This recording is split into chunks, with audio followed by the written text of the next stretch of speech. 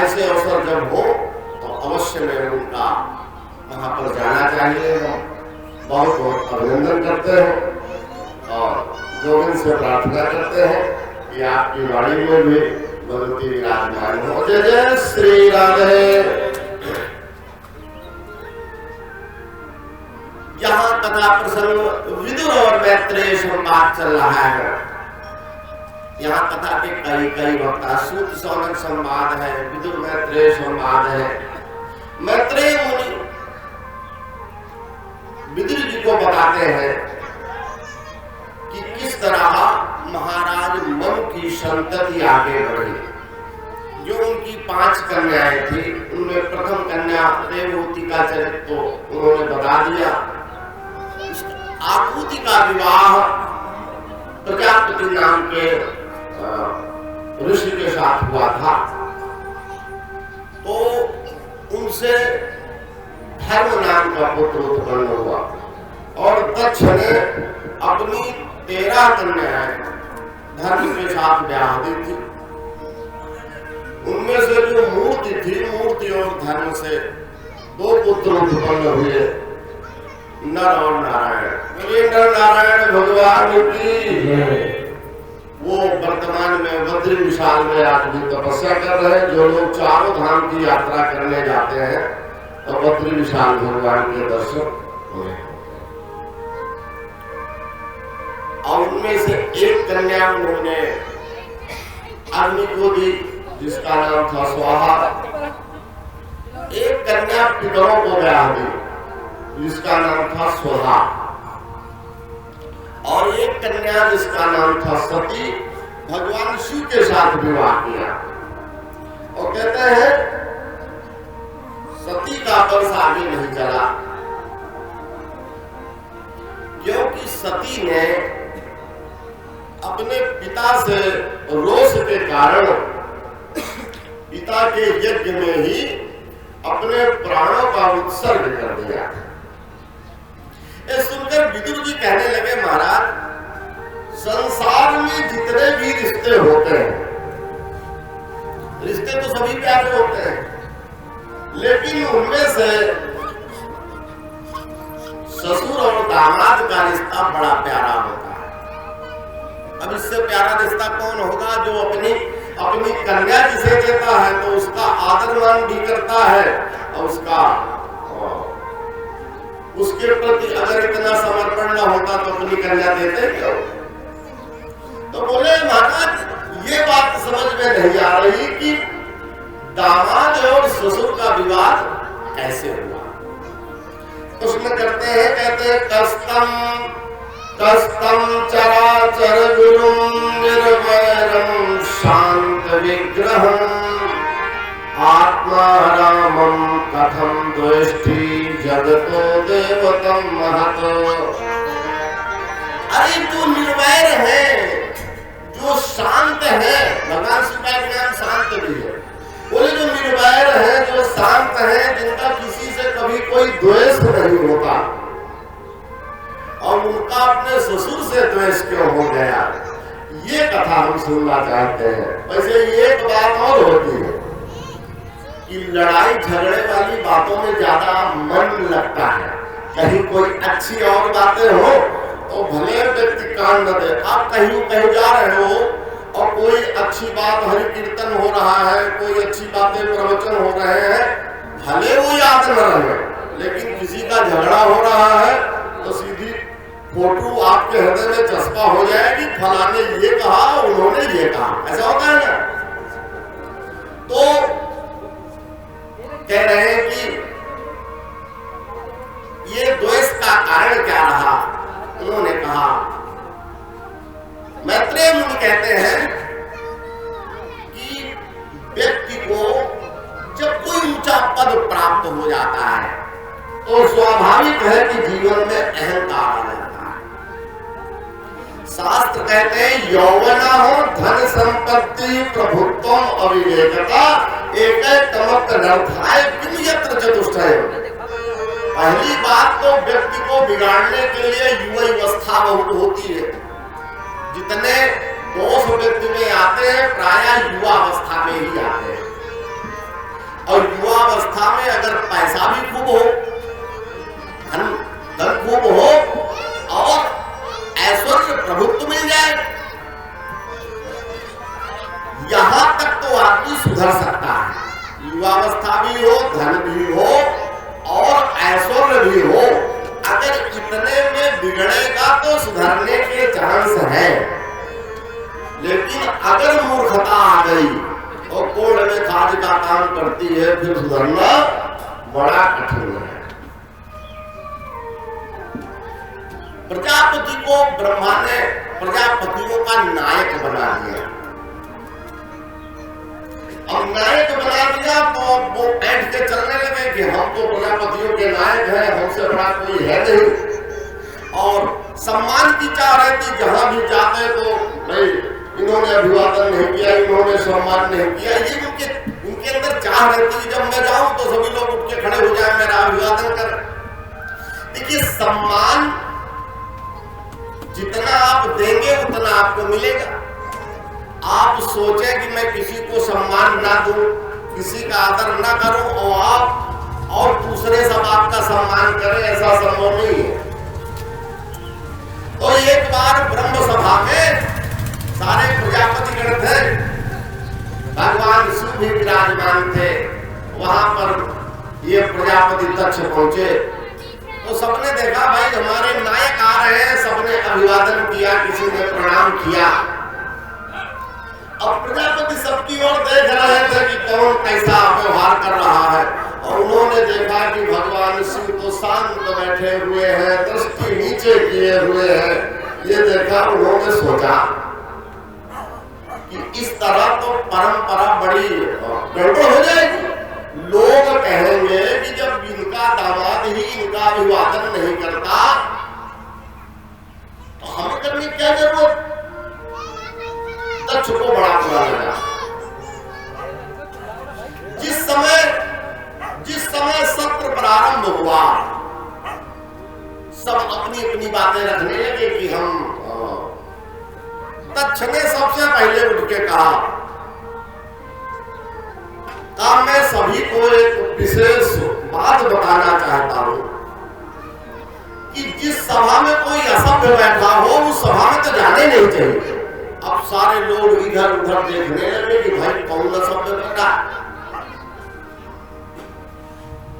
दक्ष ने सोचा कि अब इस तरह अप्रत्यक्ष बात करने से समझ में न आएगी बात। उन्होंने सोचा प्रत्यक्ष कहे, बोले भैया यही जो इसकी आंखें बंदर जैसी है और इसको मैंने अपनी मृगलोचनी कन्या दे दी ब्रह्मा जी के कहने पर, और ये ऐसा उद्दंड हो गया है कि हमें कोई अभिवादन नहीं कर रहा।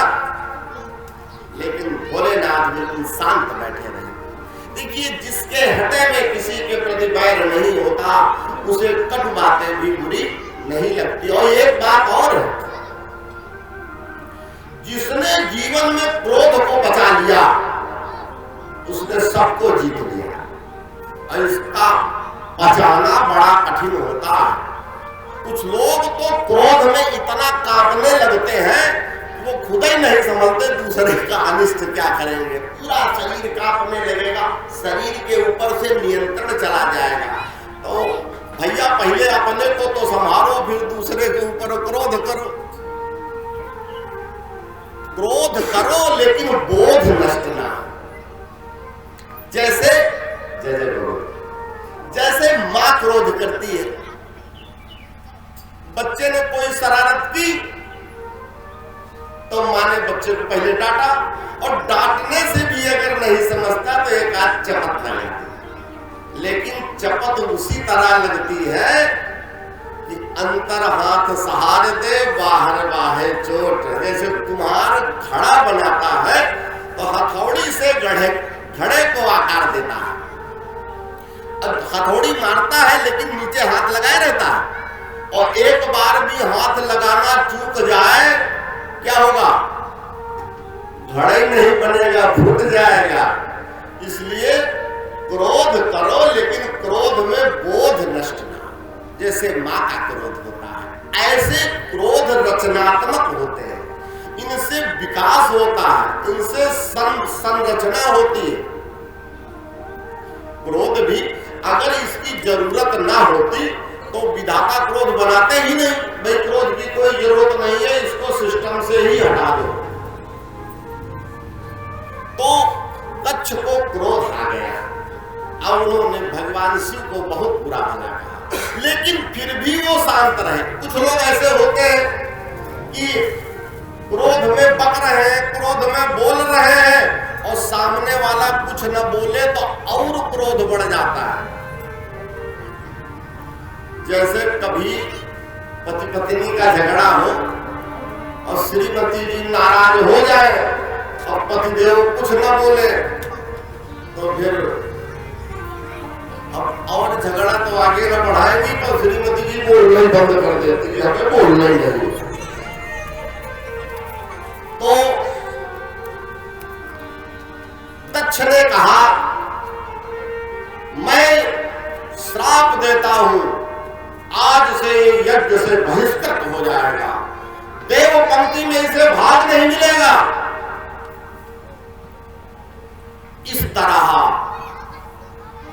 दक्ष ने जब श्राप दिया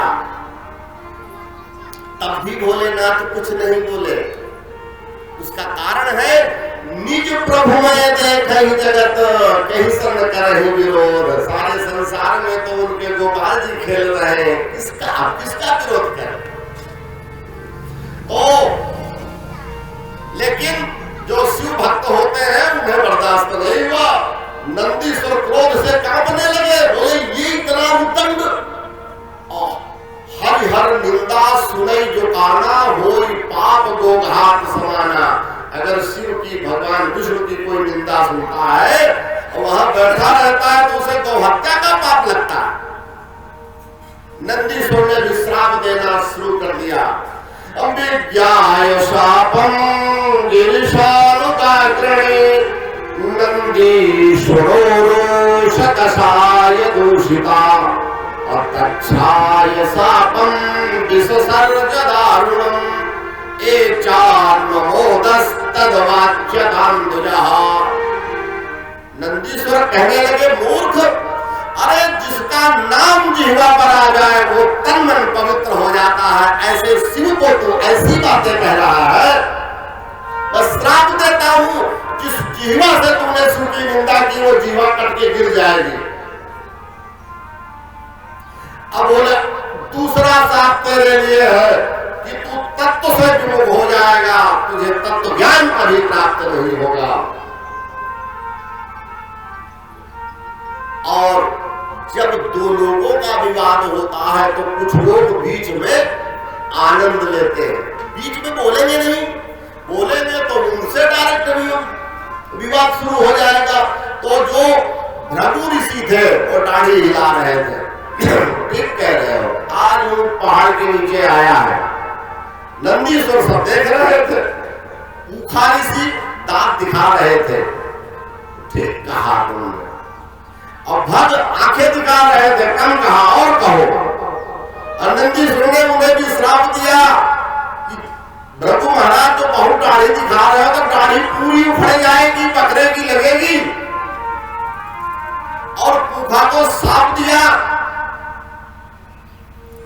कि जो तुम दांत दिखा रहे हो ना पूरी बत्ती टूट के नीचे गिरेगी। और भक्त को साथ दिया जो आंखें तरेर रहे हो ना, ये आंखें निकल जाएंगी तुम्हारी। अब ये सुना शिव ने कहा, रे नंदी क्या कर रहे हो, तुम्हें क्रोध करने की क्या जरूरत। अरे वो जो कह रहे हैं कहने दो, अपने मुख से कह रहे हैं। इस तरह विवाद के बाद भोलेनाथ माता सती को लेकर के कैलाश आ गए। किसी तरह मां सती को ये बात अवगत हुई कि भोलेनाथ का मेरे पिताजी से विवाद हो गया। अब कोई भी महिला नहीं चाहेगी कि हमारे मायके वालों से ससुराल वालों से विवाद हो। और वही कन्या ही तो होती है जो ससुराल और मायके के बीच में सेतु का काम करती है। उन्होंने कहा, भोलेनाथ मेरे पिताजी वैसे बाहर से कठोर भले हो लेकिन अंदर से नारियल की तरह है, भोलेनाथ ने कहा वो तो मैंने आज ब्रह्म सभा में देख लिया। बोले क्या क्या विवाद हुआ? अरे बोले भोलेनाथ ने कुछ कहा नहीं, लेकिन सती तो चाहती थी कि हमारे पिताजी का भोलेनाथ ने तो अपने हृदय में किसी तरह का कोई बैर भाव रखा ही नहीं। अब तच्छ को ज्यादा हड़बड़ी हुई। उन्होंने सोचा कि मैंने तो श्राप दिया है कि यज्ञ भाग से बहिष्कृत हो गए, तो ऐसा करूं कि मैं ही यज्ञ शुरू कर दूं और यज्ञ भाग से इन्हें बहिष्कृत कर दूंगा। तो उन्होंने वाजपेयी यज्ञ शुरू किया। वाजपेयी यज्ञ के पूर्व 2 यज्ञ किए जाते हैं जिन्हें बृहस्पति सौ नामक यज्ञ कहा जाता है। आद्योपांत, आदि में बृहस्पति सौ और वाजपेयी यज्ञ के बाद बृहस्पति सौ यज्ञ किया जाता है। तो उन्होंने यज्ञ हरिद्वार में कनखल में प्रारंभ कर दिया। इधर जब से सती ने सुना कि मेरे पिताजी का और श्रीमान जी का विवाद हुआ है भोलेनाथ का, मन उद्विग्न रहता था। भोलेनाथ ने भी इस चीज को देखा। उन्होंने सोचा कि सती के मन की उद्विग्नता मिटाने के लिए चलो कहीं सत्संग किया जाए। तो सती को लेकर के बोले बाबा सत्संग की ओर गए। हमारे जीवन में भी जब ऐसी स्थिति आए, भोलेनाथ बताते हैं कि मन कभी उद्विग्न हो, आप मंदिर में जाओ, कथा में जाओ, किसी सत्संग में जाओ, आपके मन की चिंता दूर हो जाएगी। तो भोलेनाथ सती को लेकर के, और ये त्रेता युग की बात है, ये गुबार त्रेता युग माही, शंभु गए कुंभज ऋषि पाही। इस तरह भोलेनाथ अगस्त्य मुनि के यहाँ है। जैसे भोलेनाथ पहुंचे सत्संग के लिए, अगस्त्य ने देखा कि संसार के माता पिता हैं ये भोलेनाथ, मेरे यहाँ आए। आसन से उठ के खड़े हुए, चरण धोए और 1650 से पूजा की, आरती उतारी। भोलेनाथ से कहा प्रभु ये तो हमारा बड़ा सौभाग्य है कि आपके दर्शन हुए, आप हमें आज्ञा दें कि। अरे बोले मैं तो आया हूं राम कथा सुनने, आप हमें राम कथा सुनाओ। फिर क्या था, व्यास पीठ में अगस्त्य मुनि विराजमान हो गए और राम कथा सुनाने लगे। लेकिन सती के मन में बड़ा कुतर्क हुआ। राम भगवान की कथा में कुतर्क का कोई स्थान नहीं होता। तो सती ने सोचा कि ये कैसे वक्ता है। हर जगह कथा में तो जो श्रोता होता है वो वक्ता की पूजा करता है, वक्ता की आरती उतारता है। और ये कैसे वक्ता है, ये हमें क्या क्या सुनाएंगे, इन्होंने तो हमारी खुद ही पूजा की, हमारी आरती उतारी। तो सती के मन में ये भाव आया। और जब तक व्यासपीठ के प्रति गुरुत्व का भाव ना हो तब तक वहां से कही हुई वाणी समझ में ना आएगी। कोई व्यक्ति अगर सोचे कि मैं इतना बड़ा ज्ञानी हूं, मैंने इतने शास्त्रों का, इतने पुराणों का, इतने वेदों का अध्ययन किया है और मेरी शिक्षा तो इतनी उच्च शिक्षा है, उसकी समझ में कथा ना आए। यही बात तो जिस समय प्रयागराज में याज्ञवल्क्य ऋषि आए तो भरद्वाज ने जब मकर संक्रांति का पर्व पूर्ण हुआ तो याज्ञवल्क्य जी जाने लगे और भरद्वाज जी ने चरण पकड़ लिए। बोले प्रभु मैं आपसे कुछ प्रश्न करना चाहता हूं। बोले पूछो। उन्होंने कहा एक राम अवधेश कुमारा तिनकर चरित विदित संसारा नारी विराह दुख लहु अपारा भयो क्रोध रण राम अनुमारा। इन राम के बारे में तो मैं जानता हूं, तो जो कथा कही गई है इन्हीं राम के बारे में कही गई कि राम कोई दूसरे हैं। एक राम अवधेश को भाई राम जी जो थे भरद्वाज जी समझ गए कि याज्ञवल्क्य जी समझ गए कि भरद्वाज कहना क्या चाहते हैं।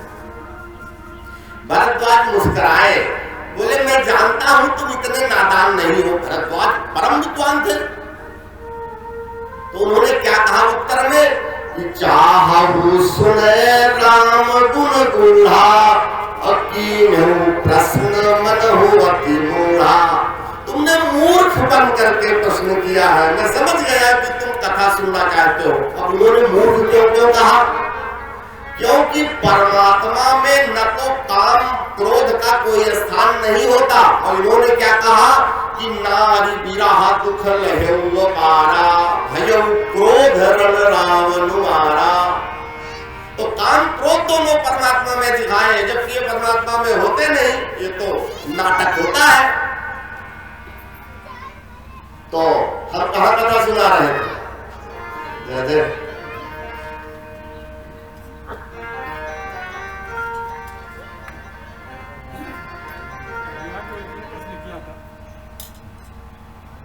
इस तरह मन लगा के सुनना चाहिए नहीं। या दरअसल कथा प्रसंग हमारा ये है कि भोलेनाथ पहुंचे कथा सुनने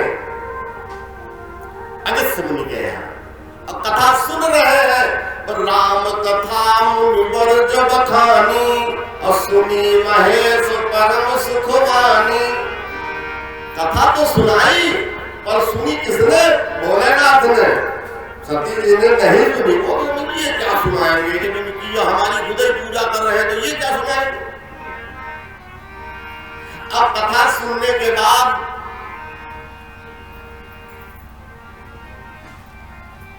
अगस्त्य मुनि ने कहा महाराज आपने कथा तो सुनी, लेकिन दक्षिणा हम अपने मन की लेंगे। भोलेनाथ मुस्कुराए, बोले तुम जो जो मांगोगे वो मैं दूंगा। तुमने बड़ी सुंदर कथा सुनाई।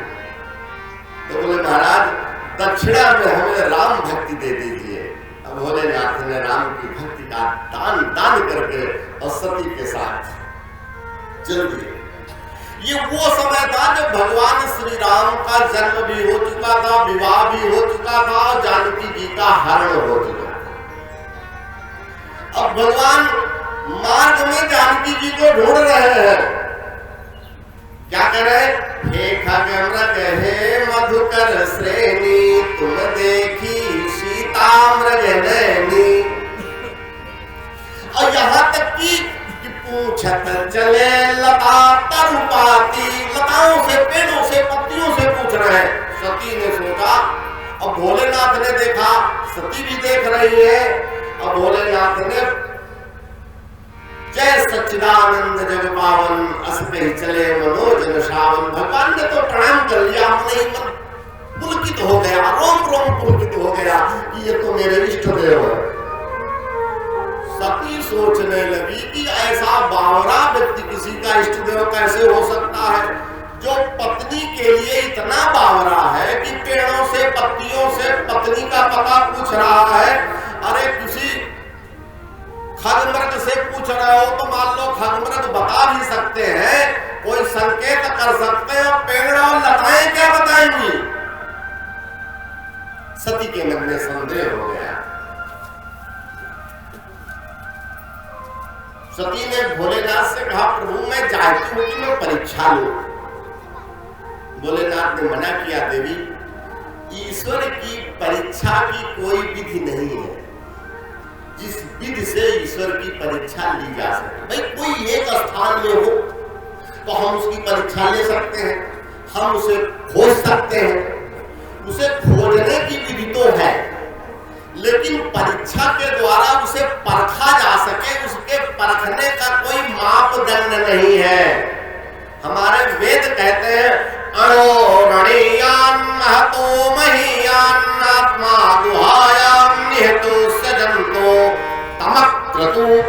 प्रतिबीत शोको धातु प्रसादान महिमानमीशम।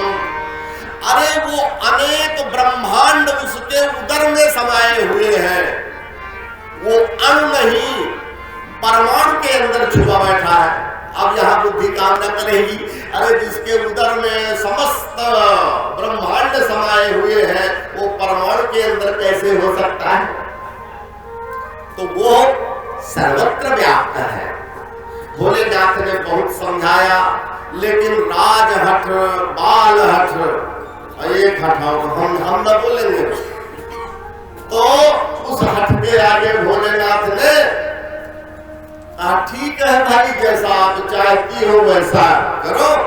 लेकिन उन्होंने कहा देखो, सती ने कहा आप भी चलो ना हमारे साथ। भोलेनाथ ने कहा मैं क्यों जाऊं? अरे बोले आप मेरे पति हैं, आप मेरे जीवन साथी हैं, आप क्यों नहीं चलेंगे? भोलेनाथ ने कहा पति हूं वो बात सही है, लेकिन पति पत्नी में अगर पत्नी बीमार हो जाए तो दवा पत्नी ही खाएगी, पति थोड़ी खाएगा। कि पत्नी कहे कि नहीं हम दवा खा रहे तो तुम भी दवा खाओ, उसे कोई रोग नहीं है। तो बोले संशय का जो रोग है वो आपको लगा है, उसे तो कोई रोग है नहीं, इसलिए मुझे औषधि खाने की जरूरत नहीं है। अब मेरा विश्वास पक्का है, क्योंकि भवानी भगवान शिव विश्वास के प्रतीक है और बट वृक्ष विश्वास का प्रतीक है। इसलिए सती से कहा कि तब लगी बैठे हो बट छाही, जब लगी तुम आई हो मोहि पाही। अरे मैं उस बट वृक्ष की छाया में बैठा हूं, जब तक तुम आओगी जाओ। सती ने बात मान करके भोले बाबा की गई। सती ने सोचा कि मैं परीक्षा कैसे लूं, तो भगवान जानकी जी के जिस स्वरूप का चिंतन कर रहे थे, हृदय में प्रविष्ट होकर के उस स्वरूप के अनुसार ही अपने स्वरूप को बना लिया, अस्वरूप बना लिया। अब मार्ग में भगवान के आगे आगे जाने लगे। जैसे लक्ष्मण जी की प्रथम दृष्टि पड़ी, चमत्कृत हो गए। अरे बोले हम तो यहाँ ढूंढ रहे हैं भैया के साथ, और भाभी जी तो आगे जा रही है, लेकिन लक्ष्मण बोले नहीं कुछ। अरे जब भैया आगे जा रहे हैं तो दिखाई तो उन्हें भी देता है। और जब भगवान की दृष्टि पड़ी, दोनों हाथ जोड़ करके प्रभु ने प्रणाम किया। जोरी पानी प्रभु की न प्रणामो, पितहि समेत लीन निज नामो। बोले मैं दशरथ नंदन राम तुम्हें प्रणाम करता हूं। सती अचकचा गई, सोचने लगी क्या हो गया इनको, और संदेह मिटाने के लिए फिर भगवान ने कहा कहो बहोरी कहा वृष के तू, और विपिन अकेली फिरो कही है तू। फिर तारे भोलेनाथ कहाँ है, और वन में अकेले क्यों घूम रही हो? सती का सारा संशय जा रहा है। दरअसल जैसे नाटक में कोई व्यक्ति राजा बन जाता है, कोई सिपाही बन जाता है, और वो पर्दे के आगे जब आता है तो वो राजा का ही जितना रोल है वही प्ले करेगा। वो संवाद राजे वाले तो बोलेगा, थोड़ी देर में सिपाही बन जाएगा तो सिपाही वाले संवाद बोलेगा। तो भोलेनाथ तो प्रसन्न थे कि ये प्रभु कैसा नाटक कर रहे हैं। अब सती को बड़ा भय हुआ कि ये तो मैंने बड़ा अनुचित किया। भय हुआ और सती वापस से आने लगी। भगवान ने सोचा जब तुम परीक्षा ही लेने आई हो तो मैं तुम्हें अपना स्वरूप के दर्शन करा दूं, अपने स्वरूप के। तो सती दीख कौतुक मद जाता, आगे राम सहित श्री भ्राता। आगे देखा तो राम लक्ष्मण जानकी जी, फिर चितवा पाछे पुनि देखा, सहित बंधु सिय सुंदर वेशा। पीछे देखा तो राम लक्ष्मण सीता। फिर जहाँ चितवहि तहाँ प्रभु आसीना, सेवहि सिद्ध मुनीश नवीना। चारों तरफ अब जब इतना भय हुआ तो नयन मूंदी बैठी मदमाही नेत्र बंद करके मार्ग में बैठ गई और बहुरी बिलो क्यों नयन उघारी कछु न दिखता तक्ष कुमारी। फिर नेत्र खोले तो कहीं कुछ न दिखाई दिया। अब बड़ी भयभीत है। अब भोलेनाथ के पास गई। जब भोलेनाथ के पास गई तो भोलेनाथ ने हंस करके कुशलता पूछी। भाई जो भगवान की परीक्षा लेने गया है उसकी कुशलता में ही संशय है, बाकी और किसी चीज में संशय नहीं है।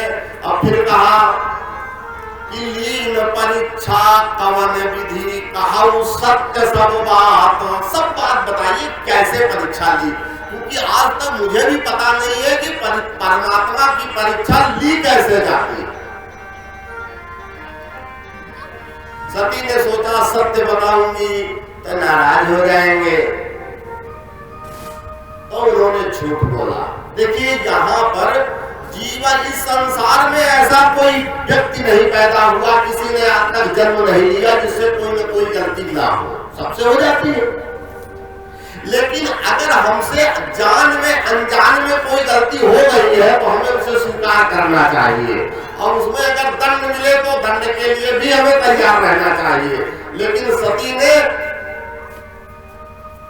60 मार्ग निकाला, लेकिन वो अच्छा नहीं होता, तो उन्होंने सीधा कह दिया कछु परीक्षा ली दोषाई, मैंने कोई परीक्षा नहीं ली। भोलेनाथ ने तब ध्यानस्थ होकर के देखा तो सारा चरित्र में समझ में आ गया। भोलेनाथ ने कहा ये तो मेरे इष्ट की शक्ति बन चुकी है, और इष्ट की शक्ति बन चुकी है तो ये मेरी मातृवत हो गई। इसलिए अब सती से अगर पहले जैसा प्रेम होता है तो मेरा धर्म मार्ग भ्रष्ट हो जाएगा। जो अब करऊं सती सन प्रीति मिटई भगति पथ होई नीति। ऐसा मन में विचार करके भोलेनाथ ने प्रतिज्ञा की कि यही तम सती भेंट मोहि नाही, शिव संकल्प की न मन माही। संकल्प कर लिया कि सती इस शरीर को पति रूप में नहीं पा सकती। अब जैसे प्रतिज्ञा की तो आकाश से धन्य हो भोलेनाथ, धन्य हो, आपके अतिरिक्त ऐसा कौन प्रण कर सकता है। अब जब सती ने सुना तो रोम रोम कांप गया। पता नहीं भोलेनाथ ने कौन सी प्रतिज्ञा की है, तो बार बार पूछती है कि कवन पनु कहु कृपाला, सत्य धाम प्रभु दीन दयाला। अरे आप तो सत्य धाम है प्रभु, मुझे बताओ आपने कौन सी प्रतिज्ञा कर दी है, वो प्रतिज्ञा के बारे में बताओ। लेकिन भगवान ने कुछ नहीं बताया और उन्हें विभिन्न इतिहास सुनाते हुए भोलेनाथ कैलाश पर आ गए। कैलाश पर्वत पर आ गए, लेकिन जब से सती ने ये सुना तो मन उनका उद्विग्न रहता है, मन चिंतित रहता है। सती ने अब इधर क्या हुआ, इधर दक्ष ने सोचा कि जब मैंने बहिष्कृत कर दिया है शिव को, तो सबसे पहले मैं एक काम करूं कि इसे यज्ञ से बहिष्कृत करूं तो ये परंपरा बन जाए। तो सभी को आमंत्रित किया और भोलेनाथ को आमंत्रित नहीं किया। इधर भोलेनाथ तो कैलाश में सती के साथ है, और देवगण सभी कैलाश के ऊपर से जाने लगे विमानों से। देखिए देवगण भी जानते थे कि भोलेनाथ को निमंत्रण नहीं आया, और ये प्रवृत्ति होती है कुछ लोगों की, अगर किसी का निमंत्रण काट दिया गया है तो उसके पास जरूर जाएंगे। भैया क्या कर रहे हैं, अभी तैयार नहीं हुए, अरे वहां निमंत्रण है यार। तो व्यक्ति क्या कहेगा, भैया मेरा निमंत्रण नहीं आया, ये तो बोलेगा नहीं, बोले भैया आप जाओ। और हमने अरे क्यों, आप क्यों नहीं, बिना आपको लिए हम जाएंगे नहीं। अंत में आपको कहना पड़ेगा कि भैया हमारा निमंत्रण नहीं है। अरे तुम्हें काट दिया, तुम्हारा निमंत्रण नहीं दिया, और थोड़ा आग लगाएंगे। तो वही देवगण कर रहे हैं कि सती बिलोके व्योम विमाना, आकाश में विमान से जा रहे हैं। और ऐसे नहीं, गाते बजाते हुए सुर सुंदरी करहि कलगाना, देव सुंदरियां गाते हुए जा रही कि कम से कम ध्यान आकृष्ट हो, देखो तो। और जब विमानों की गड़गड़ाहट सुंदर कलरव सुना तो सती ने अपनी जया और विजया से कहा, जाके तो देखो ये विमान जा कहाँ रहे हैं। तो विमान में अपनी 27 पत्नियों के साथ चंद्रमा बैठकर जा रहे थे। पूछा कहाँ? अरे बोले आप लोग अभी नहीं गए? अरे सभी लोग वहां पहुंच चुके हैं। अरे कनखल में यज्ञ हो रहा है। अब पिता के यहाँ कोई उत्सव हो तो बिटिया कैसे रुक सकती है? सती का मन तो बार बार होने लगा कि अब मैं जाऊं। अब मन में बार बार याद आ रही है कि भोलेनाथ मन में विवाद मानते हैं। उन्होंने सोचा जाऊं भोलेनाथ को मनाऊं। अच्छा, महिलाओं की आदत होती, उनको अगर कोई कार्य करवाना हो तो वाणी फिर शहद से भी ज्यादा मीठी हो जाती है। बड़ी मधुर वाणी में सती कह रही है, प्रजापतेस्ते ससुरस्य सांप्रतम् निर्यापितो यज्ञ महोत्सवाकि वयं च तत्राविशराम वामते यदर्थितानि विबुधा व्रजन्ति। अरे महाराज अभी तक आप तैयार नहीं हुए? बोले कहाँ? अरे बोले कहाँ पूछ रहे हो? आपके ससुर के यहाँ यज्ञ हो रहा है। कहने का मतलब सती का है कि जब आपके ससुर के यहाँ यज्ञ हो रहा है तो जाने की जिम्मेदारी आपकी है, मेरी नहीं। प्रजापतेस्ते ससुरस्य सांप्रतम् निर्यापितो यज्ञ महोत्सवाकि। भोलेनाथ ने कहा, देवी जी पहले वो मेरे ससुर हैं कि तुम्हारे पिता हैं? तुम्हें कहना चाहिए मेरे पिता के यहाँ यज्ञ हो रहा है। बोले नहीं महाराज, पहले आपके ससुर हैं और बाद में मेरे पिता हैं। बोले ये कैसे? बोले ये ऐसे कि विवाह में पिता अपनी कन्या का दान कर देता है और दान करने के बाद जिस वस्तु का दान किया जाता है उसमें फिर दाता का कोई अधिकार नहीं रहता। इसीलिए कन्या दान करने के बाद पिता फिर कन्या के घर का जलाद नहीं पीता। तो बोले पिताजी ने जब दान कर दिया तो संपूर्ण रूप से मैं आपकी हो गई, और जब मैं आपकी हो गई तो वो आपके ससुर हो गए, और जब आपके ससुर हो गए तो मेरे पिता हो गए। बोले वो तो बात ठीक है, लेकिन जहां पर कोई विरोध माने वहां नहीं जाना चाहिए। यद्यपि माता पिता के यहाँ, गुरु के यहाँ, मित्र के यहाँ बिना बुलाए भी जाना चाहिए, ना निमंत्रण हो तो भी जाओ, लेकिन जहां कोई विरोध माने वहां जाना नहीं चाहिए।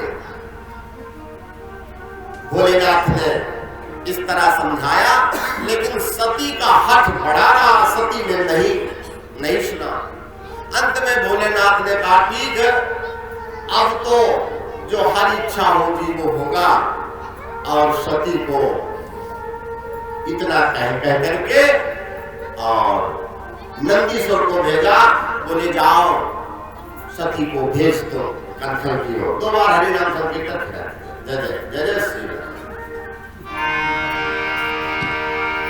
बोले शंकर भगवान की जय हो।